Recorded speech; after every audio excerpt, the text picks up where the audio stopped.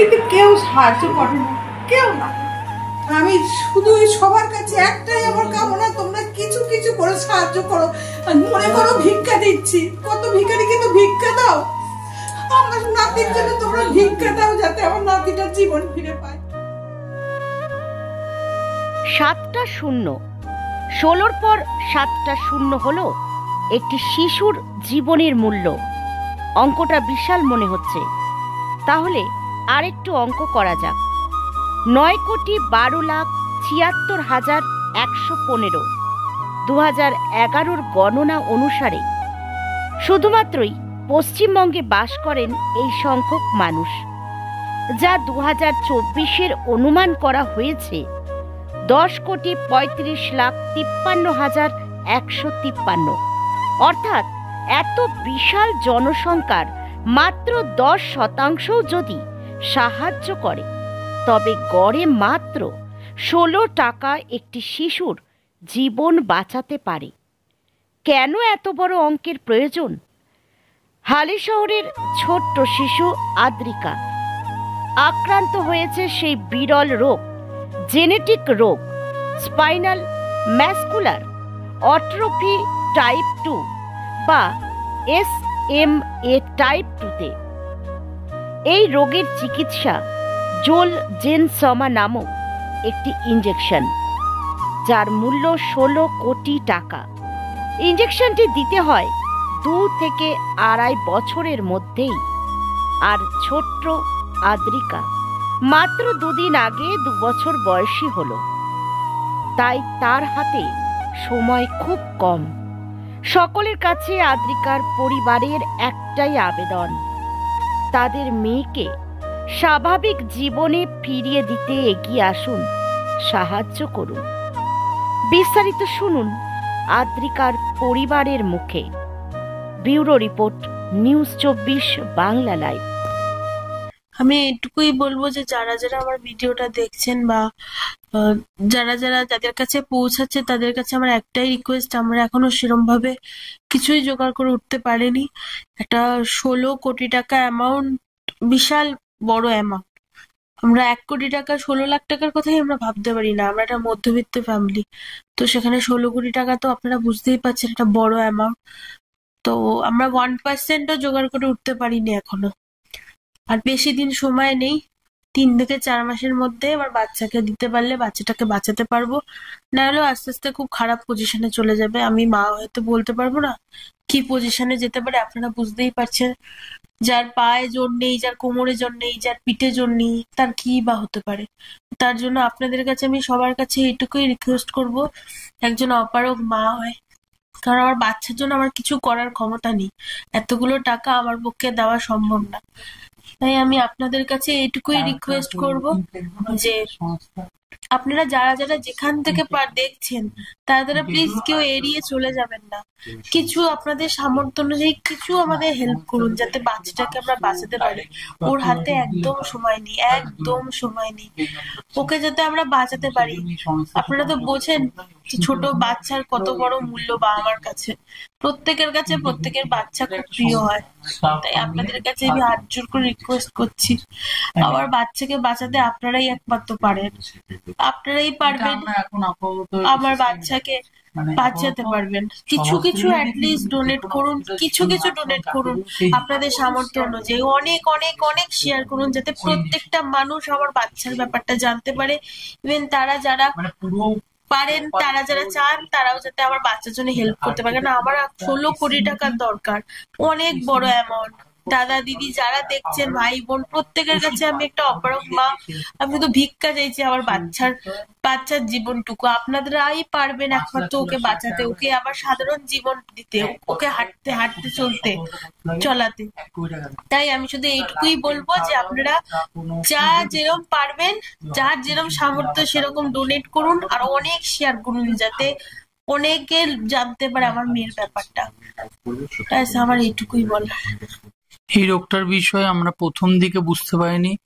মোটামুটি জেনারেল ফিজিশিয়ানরা 7 মাস 8 মাসে যখন দেখিয়েছিলাম, তো আমাদের একটু একটু সন্দেহ হতো যে মুভমেন্ট একটু কম, হামাগুড়ির ব্যাপারে কোনো চেষ্টাই করে না, শুধু শুয়ে থাকে, একা একা কোনো উল্টানো পাল্টানো করতে পারে না।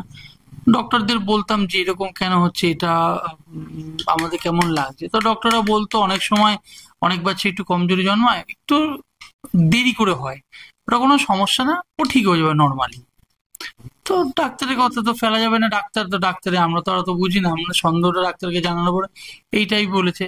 তারপর যখন 8 মাস 9 মাস 1 বছর প্রায় হয়ে গেল, তখন আমাদের সন্দেহটা এই ডাক্তারের উপর, মানে ডাক্তার যেটা বলছে সেটা সঠিক বলে মনে হলো না।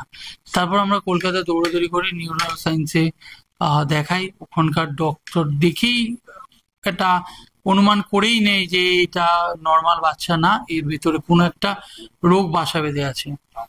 তো উনি তখন এক কথায় সঙ্গে সঙ্গে বলেন, আপনি জেনেটিক টেস্ট করুন, জেনেটিক টেস্ট করুন, জেনেটিক রিপোর্ট দেখে আমি কিছু বলতে পারবো যে এর কি প্রসিডিউর আছে, কি হয়েছে বা কিছু হয়েছে কি না। তো জেনেটিক টেস্ট করতে গিয়ে ল্যাবে বললো যে এটা আমাদের এখানে হয় না, ব্যাঙ্গালোরে পাঠাতে হবে, এটা সময় লাগবে। তো সময় লাগবে 1 মাস সময় লাগবে।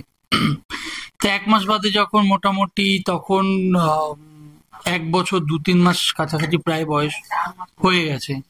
তো যখন হয়ে যাওয়ার পর রিপোর্ট আসে, রিপোর্টে জানতে পারি ওর SMA টাইপ 2 আছে। তো SMA টাইপ 2 জিনিসটা কি আমরা সব মানে কোনোদিন শুনিও নি, জানতামও না। তো ডক্টরকে যখন রিপোর্টটা দেখাতে নিয়ে গেলাম, ডক্টর বলছে SMA টাইপ 2 এক ধরনের বিরল থেকে বিরলতর রোগ, এটাতে মানুষ দিনকে দিন যতটুকুনি ভালো হচ্ছে তার থেকে আরো খারাপ, আরো খারাপ, আরো পুরোপুরি খারাপ হয়ে যাবে। এরা কোনোদিনই বুঝতে পারবে না, কোনোদিনই হাঁটতে পারবে না, কোনোদিনই নিজের থেকে কিছু করতে পারবে না, স্পাইনালের কোনো জোর নেই। এদের একটা জিন থেরাপি আছে, এটা একটা জিনগত রোগ, আর এর একটা জিন বিলুপ্ত থাকে, সেই কারণে এটা সমস্যা হয়। এর জিন টাইপ একটা ওষুধ হয় যার নাম জলজেসমা, সেটা আমাদের ভারতবর্ষে আবিষ্কার হয়নি, ভারতবর্ষে পাওয়া যায় না, আমেরিকায় একটা দেশে পাওয়া যায়, সেখান থেকে পয়সার মারফত কিনে আনা যায়। তো পয়সা মানে কি 16 কোটি টাকা দাম। এবার 16 কোটি টাকা মানে আমাদের কাছে 16 লাখটাই অনেক টাকা, সেই জায়গায় 16 কোটি টাকা মানে আমাদের কাছে মানে মানে দিশেহারা, কি করব কি করব, সেই মানে একটা সন্দেহবশে আমরা সব জায়গায় যাই, এই হসপিটাল, এই ডক্টর, এম করতে হতে ব্যাঙ্গালোরে যাই, যেহেতু রিপোর্টটা ব্যাঙ্গালোর থেকে। তা আমাদের বলে ব্যাঙ্গালোরে গিয়ে যদি আরেকবার রিপোর্ট করে দেখানো যায় যে হয়তো বাচ্চাটার অন্য কোনো রোগ আছে, এরকম কোনো ব্যাপার না। তো সেই সন্দেহ যখন আমরা ব্যাঙ্গালোরে যাই, নিমেন্সে যাওয়ার পর সেখানে ডক্টরকে দেখাই, ডক্টরকে দেখিয়ে যেই রিপোর্টটা উনি দেখেন, রিপোর্টটা দেখেই উনি বলেন যে এই রিপোর্টের পর আর রিপোর্ট নতুন করে পয়সা নষ্ট করে আপনাদের কোনো দরকার নেই, এই রিপোর্টটা আমাদের এই হসপিটালের রিপোর্ট, আমাদের এখানকার রিপোর্ট জীবনে ভুল হতে পারে না। আর ওর যা শরীরের অঙ্গ প্রত্যঙ্গ, হাঁটা, সব মানে ওর মুভমেন্ট দেখছি, হাত পা নড়ানো চড়ানো, ওতে 100% ওর এই রোগেই ও আক্রান্ত, এই রোগের কোনো উপায় নেই, ওই ইঞ্জেকশনটা দিলে ভালো হয়ে যাওয়ার চান্স আছে। সেমই কথা, 16 কোটি টাকা দাম। এবার হসপিটালে আমরা বলেছিলাম, শুনেছিলাম নিমেন্স অনেক সরকারি মারফতে সাহায্য হয়, বিনা পয়সায় ট্রিটমেন্ট হয়। বললো এই ওষুধটা যেহেতু ভারতবর্ষেই পাওয়া যায় না, ভারতবর্ষেই এর কোনো ট্রিটমেন্ট নেই, তো এখানে সাহায্য করার কোনো প্রশ্নই আসছে না। এখানে যদি কেউ আপনাকে পয়সা ফান্ডিং দেয়, মানে আপনি কারোর থেকে যদি পয়সার সাহায্য পান, সেই পয়সা নিয়ে গিয়ে আমাদের দিলে, তাহলে আমরা ওইখান থেকে আমেরিকা থেকে সেই ওষুধটা আনিয়ে আপনার বাচ্চাকে দিতে পারবো। এছাড়া দ্বিতীয় কোনো অপশন নেই, আপনাদের পয়সা যেভাবে অ্যারেঞ্জ করতে হবে, বা নিজের থেকে অ্যারেঞ্জ করুন বা ক্লাউড ফান্ডিং করুন, যেভাবে করুন করতে হবে। এবার এটা তো নর্মালি একটা পরিবারের কাছে দিশেহারা ব্যাপার, যে কি করব, এত টাকা কিভাবে হবে, কে দেবে, কে সাহায্য করবে, কেই বা কার কাছে গেলেই বা সাহায্য পেতে পারি। তখন এই দোয়ার ও দোয়ার, এখানে ওখানে সেখানে যেতে যেতে পয়সার দিক থেকে তো সাহায্য আমরা কোনোভাবেই পাইনি। আর আমরা প্রচুর ইউটিউবার, প্রচুর মানুষদের যারা সোশ্যাল মিডিয়ায় অ্যাক্টিভ রয়েছে, যাদের মানুষ প্রচুর ভাবে ভালোবাসেন, চেনেন, তাদেরকে অনেক রিকোয়েস্ট করা হয়েছে। প্রচুর ইউটিউবার, যেটা আমাদের ফেসবুক খুললেই আমরা ওই ইউটিউবারদের দেখতে পারি, নর্মাল তাদের পেজ দেখতে পারি, আমরা ভিডিও দেখি, প্রত্যেকে প্রচুর রিকোয়েস্ট করাতে তাদের কোনো সাড়া নেই, তাদের কোনো রেসপন্স নেই। হ্যাঁ দেখছি, হ্যাঁ করব, নাথিং কেউ করেনি। কেউ ভিডিও করেনি। তাতে আমাদের একটা সাধারণ মানুষ, আমাদের সাধারণ পাড়ার পরিচিতি ছাড়া বাইরের কোনো পরিচিতি নেই, কেউ সেভাবে আমাদের জানতেও পারেনি, কেউ সেভাবে সাহায্য করতেও পারেনি। লোকে জানবে তারপর তো সাহায্যের প্রশ্ন আসবে। কেউ ইউটিউবাররা কেউ আমাদের সাহায্য করেনি বলে কোনোভাবে আমার বাচ্চার ব্যাপারটা কেউ জানতে পারেনি। আমরা জানি না কিভাবে কি হবে। এই ভিডিও যদি কেউ দেখেও থাকে বা যদি কেউ দেখে, তাই এটাই আশা রাখবো বা এটাই একটা মানুষ হিসেবে একটা মানুষের কাছে এটাই ভরসা রাখবো, হয়তো আমার বাচ্চার জন্য তারা হেল্প করবে, হয়তো আমার বাচ্চার জন্য তারা হেল্প করবে। কারণ আজকে আমার বাচ্চা হয়েছে, কালকে পরশু মানুষের জন্যই। মানুষ যদি মানুষকে সাহায্য না করে তাহলে কেউই এই এত বড় রোগের পেছনে লড়তে পারবে না, কোনো বাবা মাই পারবে না। মধ্যবিত্ত বড়লোক বলে কথা না, এত কোটি টাকা কখনোই আমাদের একটা ভারতবর্ষে থাকা পশ্চিমবঙ্গের সাধারণ একটা মানুষের পক্ষে কোনোদিনই পসিবল হয়ে উঠতে পারে না। তা আপনারা যদি একটু দেখে সাহায্য করেন বা সাহায্যের হাত বাড়িয়ে দেন, হয়তো আমার বাচ্চার আগামী দিন আপনার বাচ্চা 10 জনের বাচ্চার মতন সুস্থ হয়ে উঠতে পারে। এটাই আমার কাছে হাত জোর করে রিকোয়েস্ট, যাতে আপনারা এই ভিডিওটার মাধ্যমে কিছু হলেও সাহায্য করুন, ইভেন সবাইকে শেয়ার করুন, যাতে কেউ যার যেরকম সামর্থ্য সে সাহায্য করতে পারে আমার বাচ্চাদের জীবন দানের জন্য। এটাই আশা রাখবো। ধন্যবাদ।